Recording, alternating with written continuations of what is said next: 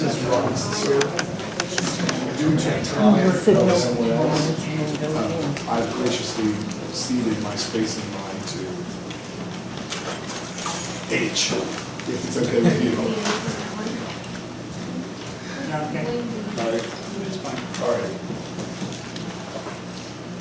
We have a motion back into regular session. So moved.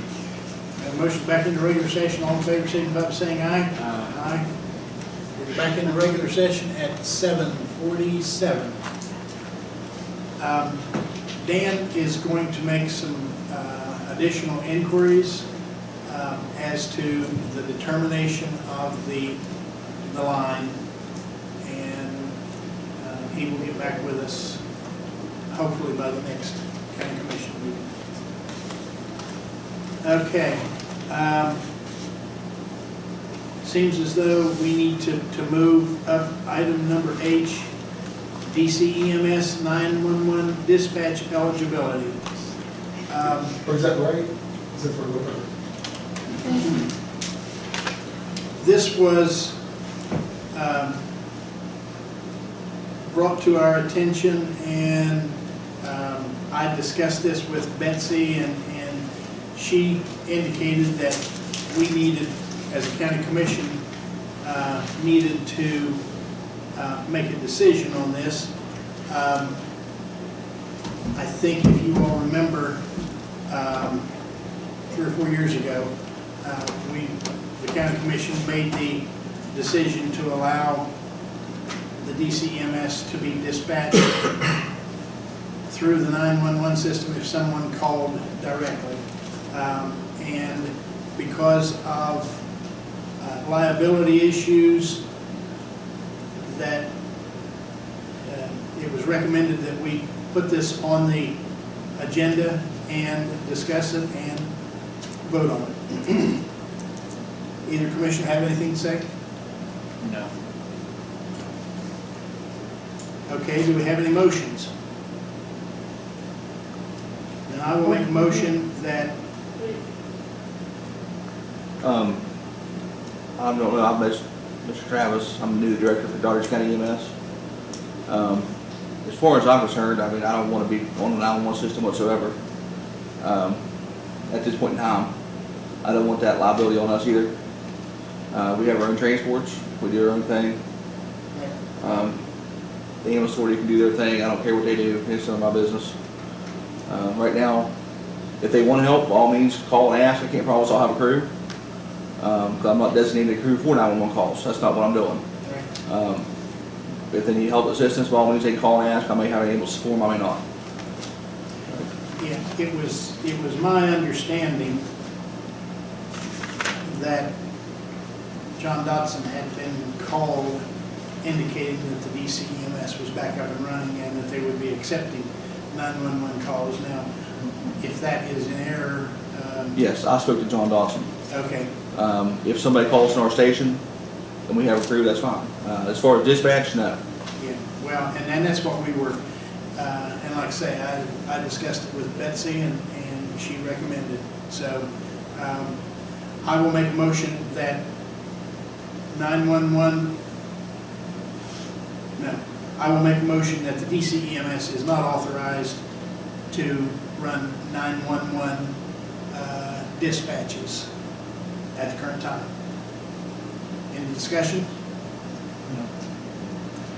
Not if they're not totally prepared to do this, can't be I calling mean, and he not have anybody.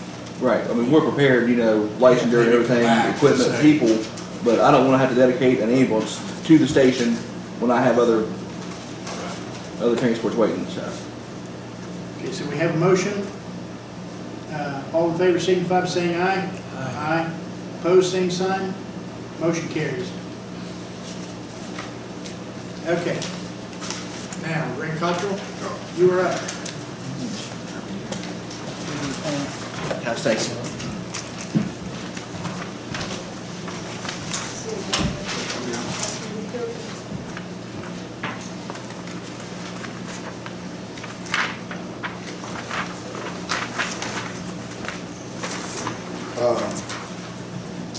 Just to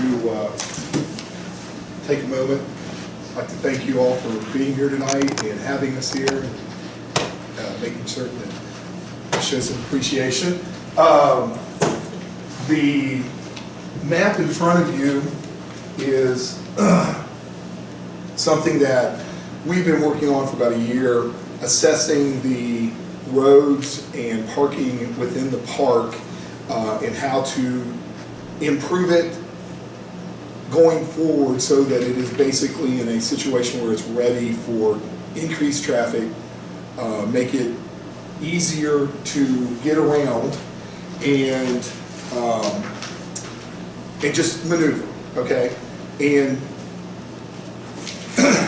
the park board has approved doing, and you're looking at your map, section 2 and section 3, and that is a widening of the pool lot and an extension of a one-way road to a two-lane road going to the new veteran shelter, and then putting in that veterans parking lot.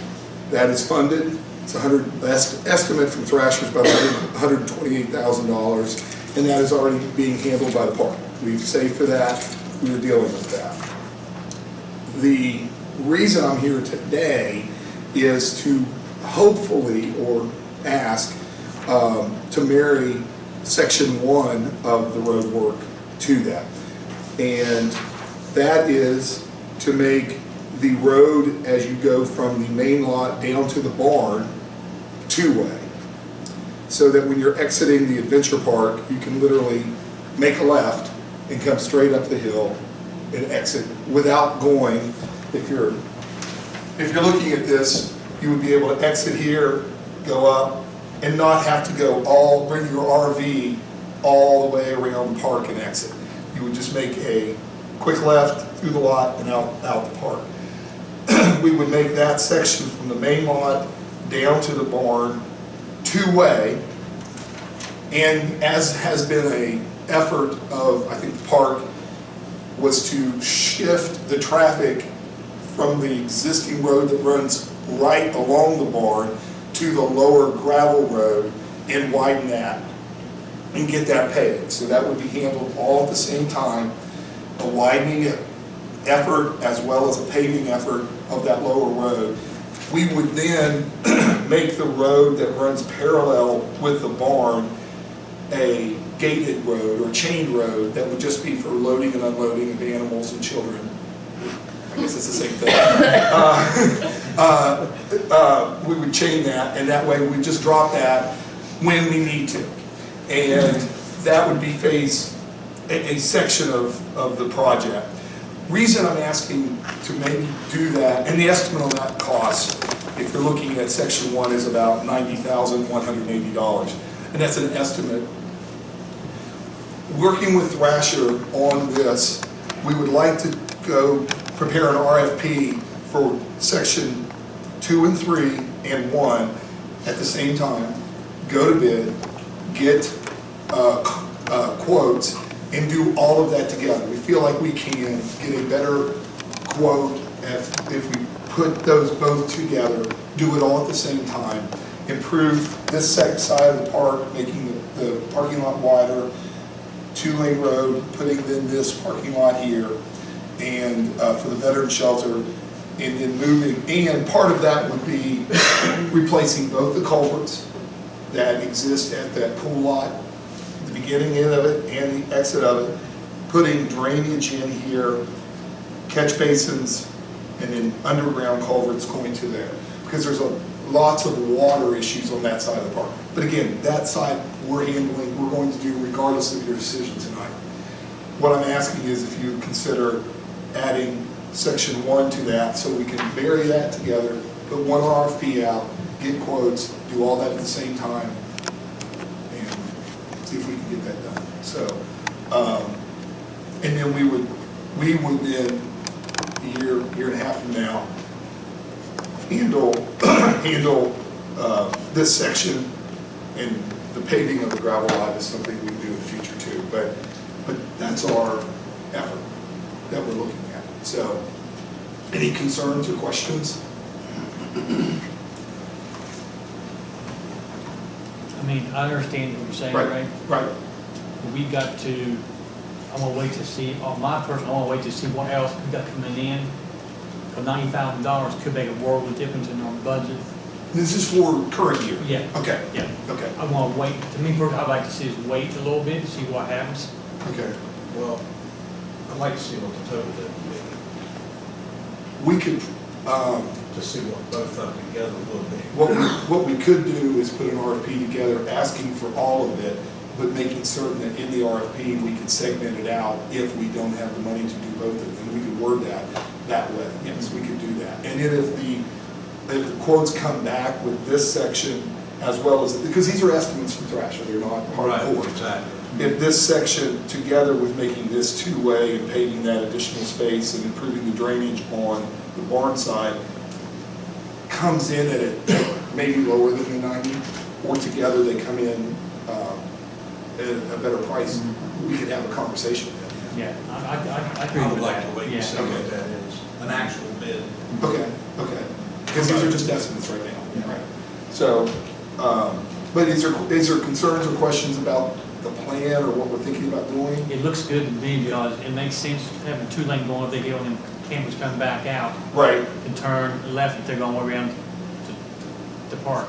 In this side where the new veteran shelter is, again, if you were coming in the main entrance, current traffic pattern is you're going all the way down by the barn, all the way around the park, all the way to get to the veteran shelter. If we extend that 2 lanes this way and put the gate here for now, you have the ability to just literally come through. And both of those traffic patterns, even though it's one way, exists every day in the summertime. It's not like they're 1 lane wide and used for 2 lanes, because every day in the summer, in the weekends especially, you're getting traffic coming from the barn up, and every day in the summer, you're getting people coming this way and going around the wrong way to get to shelter 3. You can stand there and count cars. It And happens all the time. off the end of that parking lot, going towards the barn, it's a little dangerous, especially, there are a lot of people like to walk that. Yes, it And is. I'm in there 60 days in the summer with football, and, it's, This is a lot of parking. This is a softball field. We're hosting the Dutchess County Softball League this summer. 2 teams, 40 girls. The Dottage Middle School's here practicing now. We have football practice out here. All these shelters, past that point is where your shelter rentals are, so you've always got parking there. So it does improve the safety, as well as shifting from the center, the 1 lane that runs along the barn to the lower road. So it does, it's practical. It probably eases getting in and out of the park, and it probably improves the safety a little bit, especially near the barn. Am I understanding this drawing to mean that lower parking lot right next to the main building? No, I'm sorry. The parking lot that's right next to the main building, not the one that's in phase 2. Okay. The main one? Exactly. Yeah, okay. That there's not going to be any parking on the. No, it's just up there. That would not change. No change. It wouldn't change? There wouldn't be any change to this one. I guess. It's tight anyway. Well, that's what I was getting at. If you start bringing RVs up through there. Right. We had a conversation about the side of the main lot on the hill, on the gravel lot side, of taking those parking spots out. And that's why it's kind of detailed with a 2-lane arrow there. But we have not built that into our work or recommended that yet. Once those RVs start and you're coming out of the adventure park and you're coming through there, it might be a determination that we have to make at that time, but we're not putting it in our plan right now. Yeah, But it's a good question. If you had 2 RVs, Yes. it looks to me like it would be real tight. Just by, If you've got parking if you have here, all parking full. if you've got parking back to back in a spot, the width, it should be 60 feet wide for a parking car, 2 lanes, and a parked car. That's the standard width of a parking lot. It should be 60 feet. That's 53. So it's narrow. And it gets wider in a couple sections, gets narrower in a couple Yeah. sections. But on average, So your point is well taken, and we have discussed it about removing parking from that side. The only issue there is honestly, there's not, I mean, we get 150, 200 people in the lodge, and if you took 31 spots on that side away, you're pushing them down to the pool lot or up to the gravel lot. And so we're kind of in the flux of maybe it needs done, but we're probably not there yet. So, Or you could put off number 5 and widen that one instead. or widen this, yeah. The widening the main lot is problematic because you got the front side and the hillside, and to be honest, the PSD's water line is going to run across right here, and it's going to run, projected, going to run on that side of that parking lot. So widening to the hillside at some point might be problematic because you've got to have a water line through there. So again, They could probably change that. yeah, so there's just some issues there. But I agree, and I appreciate your question because it's a conversation that we've had. Yeah. So, and that's was my thought also. Yeah. With an RFP, primary 2 and 3, Yeah. and supplementary 1. Right. And/or together, all 3.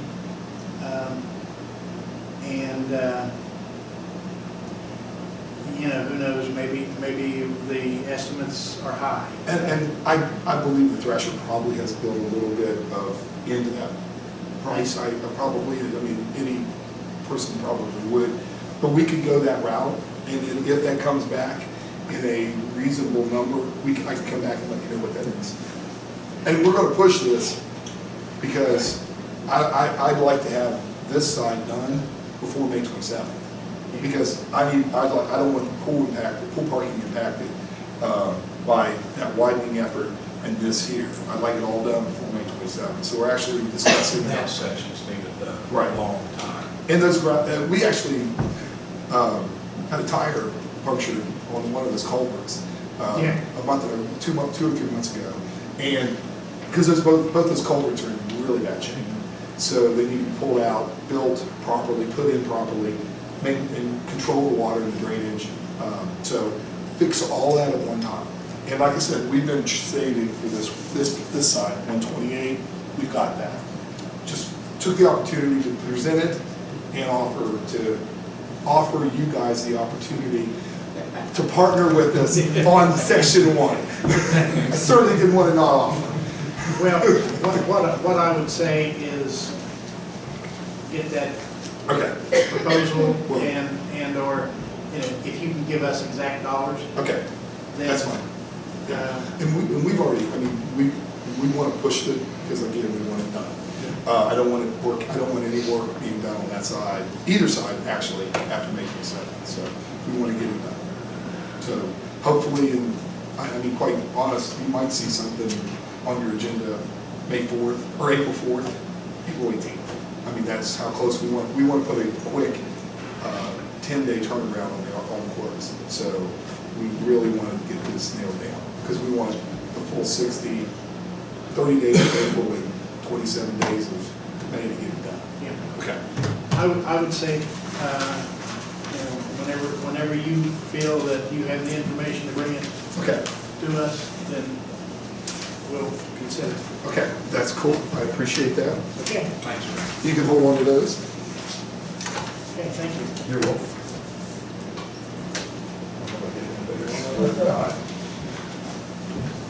Okay. Next item on the agenda, Beth Rogers, County Clerk. Approved bid proposal for computers. Do we have that? No. Okay. All right, do we have a motion to table that until further information is received? So moved. We have a motion to table until future meeting. All in favor, signify by saying aye. Aye. Opposed, same sign. Motion carries. Do we have anything on the approval of fiduciary commissioner fees? No. Okay. Do we have a motion to table until further information is received? So moved. We've got a motion to table until further information is received on approval of fiduciary commissioner fees for Cynthia Loomis. All in favor, signify by saying aye. Aye. Opposed, same sign.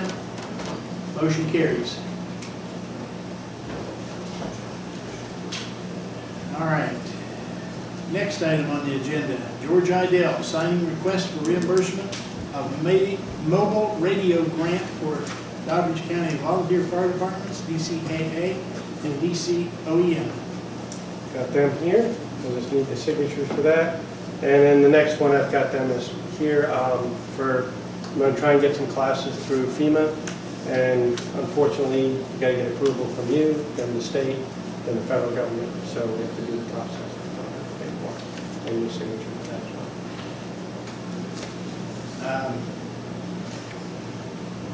That's the next one. Okay, we've already voted on mobile radio grant. Yeah, you're just signing the paperwork to say we want our money. We Okay. pay for it, we want our cash. So, do I need to request that the other commissioners approve? That's it, If you've already voted on it, right? No? Okay, that's fine.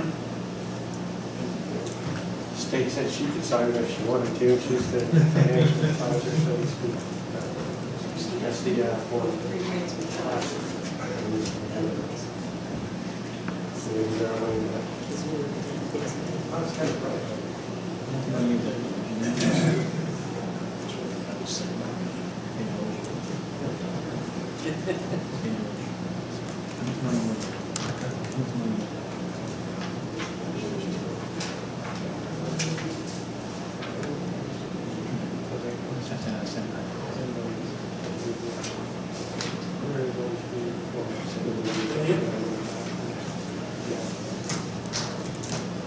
Okay, does that take care of both I and J? Okay. All right.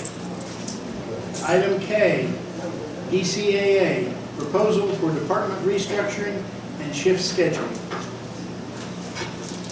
Do we need an executive session or not? up to you guys. Probably.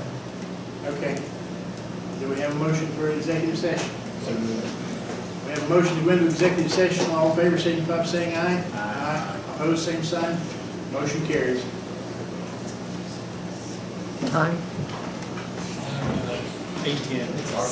Into executive session at This one is 8:10.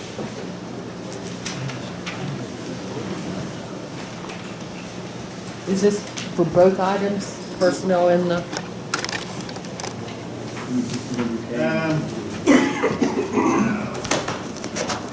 Probably so. Yeah. Yeah. Glad you didn't go into Yes, I did. I was going to ask for executive session.